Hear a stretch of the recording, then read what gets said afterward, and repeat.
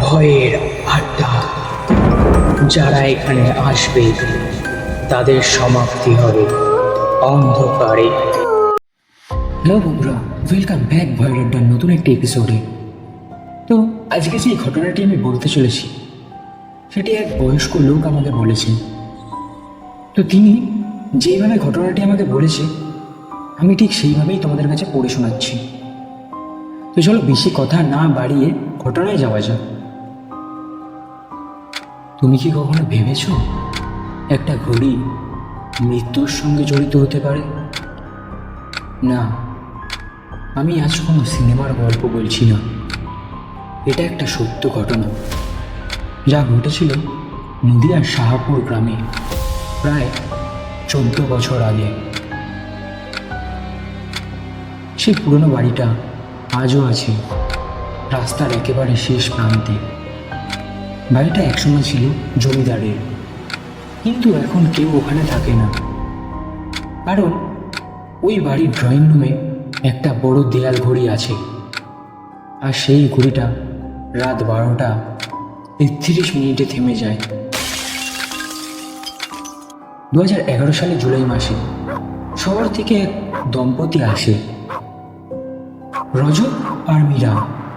তারা ভাড়া নেয় ওই পুরনো বাড়িটা। শহরের ভিড় থেকে শান্ত আর নিরিবিলি জায়গায় থাকার ইচ্ছা ছিল তাদের। প্রথম দিনেই ওরা দেখে ঘরে একটি পুরনো দেয়াল ঘড়ি লাগানো, কাঠের খোদাই করা ডিজাইন, রোমান সংখ্যা, আর ভেতরে একটা টিকটিক আওয়াজ। দেখতে খুবই সুন্দর, কিন্তু কোনোভাবে ওটার দিকে তাকালে একটা ঠান্ডা শীতল অনুভব হয়। ওই সময় কেয়ারটেকার হরিপদ কাকা একটা কথাই বলেছিল, বাবু ওই ঘড়িটাকে হাত দেবে না। রজত তখন হেসে বলে, আচ্ছা কাকা, বুঝলাম, ঘড়িতে কি ভূত আছে? কাকা কিছু বলে না, চুপ করে চলে যায়। প্রথম রাত সব কিছু ঠিকঠাক ছিল, কিন্তু ঠিক রাত 12টা 33 মিনিটে ঘড়ির সেই টিকটিক শব্দ বন্ধ হয়ে যায়। মীরার ঘুম ভাঙে, উঠে দেখে ঘড়িটা থেমে আছে, আর তখন জানলার পাশে হালকা চাঁদের আলো পড়ছে, আর ঠিক জানলার সামনে দাঁড়িয়ে আছে এক মেয়ের ছায়া। দীর্ঘ চুল, সাদা পোশাক, ধীরে ধীরে মাথা ঘুরিয়ে তাকায় মীরার দিকে, তারপর এক নিমেষেই অদৃশ্য। মীরা চিৎকার করে ওঠে, রজত দৌড়ে আসে, কিন্তু মীরা ছাড়া তখন ঘরে আর কেউ নেই। পরদিন সকালে তারা ভাবে এটা হয়তো চোখের ভুল কিংবা তাদের দুঃস্বপ্ন, কিন্তু দ্বিতীয় রাতেও ঠিক একই ঘটনা ঘটে। ঠিক 12টা 33 মিনিটে ঘড়ির কাঁটা থেমে যায়। এইবার রজত এগিয়ে আসে ঘড়ির কাছে, দেখে ঘড়ির কাছে হালকা কুয়াশার মতো কিছু লেগে আছে। সে হাত দিয়ে মুছে দেখে ওটা পুরো রক্তের মতো লাল দাগ। তখন রজতের গা কাটা দিয়ে ওঠে, সে তাড়াতাড়ি ঘড়িটার কাজ বন্ধ করে ফেলে। তারপর সেই রাতে আর কিছু ঘটেনি। তারপরের দিন বৃষ্টি পড়ছে বাইরে, ঘরের আলো মৃদু, ঘড়িটি টিকটিক আওয়াজ ধীরে ধীরে বন্ধ হয়ে আসে, আর ঠিক 12টা 33 মিনিটে ঘড়িটা থেমে যায়। রজত এবার সাহস করে বলে, দেখি আজ এই ঘড়িটা খুলেই ফেলব। কিন্তু ঘড়িটা খুলতেই ঘরের সব আলো নিভে যায়, বাতাস থেমে যায়।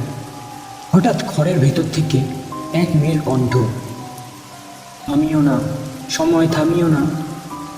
রজত পিছিয়ে যায়, কিন্তু তার পা যেন কেউ ধরে রেখেছে। রজত হাজার চেষ্টা করেও ছাড়তে পারছে না। ঠিক তখনই মীরা দেখে ঘড়ির কাচের ভিতরে এক মেয়ের মুখ, চোখ দিয়ে রক্ত পড়ছে, মুখে বিকৃত হাসি। পরদিন সকালে গ্রামের লোকজন খবর পায় রজত আর মীরা অচেতন অবস্থায় পড়ে আছে ঘরে। মীরার ঘাড়ে দড়ির দাগ, রজতের মুখে আঁচড়ের চিহ্ন। আর তারপরে লোকজন খেয়াল করে ঘড়ির ভেতরে পেন্ডুলামের জায়গায় ঝুলছে এক সাদা ওড়না। তখনই হরিপদ কাকা জানায়, বাবু, ওই ঘড়িটা ছিল জমিদারের মেয়ের চন্দ্রানীর। তার প্রেমের কথা জানার পর জমিদার তাকে ঘরে বন্দি করে রেখেছিল। আর ঠিক 12:33 সে ওই ঘড়ির সামনে ফাঁসি দেয়। তখন থেকে ওই ঘড়ি আর সেই সময় পার হয় না। তারপরে মীরা আর রজতকে হাসপাতালে নিয়ে আসা হয়। তারা সুস্থ হয়। তুমি জানো, সেই ঘটনার পর কেউ ওই বাড়িতে থাকে না।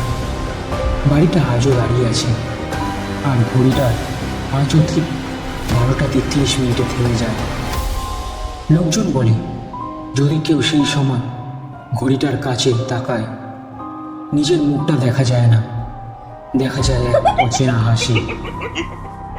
তোমরা হয়তো ভূতকে অনেকেই বিশ্বাস করো না, কিন্তু সময়কে থামাতে গিয়ে যদি মৃত্যুই ফিরে আসে, তবে সেই ঘড়ির কাঁটা আর কখনো চলে না।